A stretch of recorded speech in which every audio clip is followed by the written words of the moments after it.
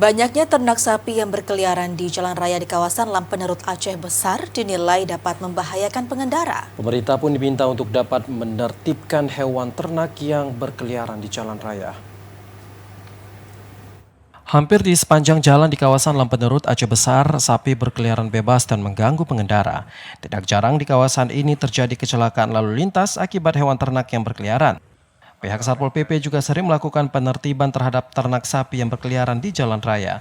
Padahal sesuai Kanun Nomor 12 Tahun 2004, warga yang membiarkan hewan ternak di jalan raya akan dikenakan sanksi berupa denda pemeliharaan ternak selama masa penitipan di UPTD RPH Banda Aceh sebesar Rp100.000 per hari. Salah seorang warga, Amir, menyampaikan bahwasannya sapi liar tersebut turun ke jalan untuk mencari tempat teduh dan sapi tersebut tidak berkeliaran saat musim hujan. Pengendara pun merasa terganggu terhadap sapi yang berkeliaran bebas di jalanan ini. Warga juga memastikan bahwa sapi yang berkeliaran ini bukan milik mereka, namun diduga milik warga dari desa yang lain. Tim Liputan TVRI melaporkan.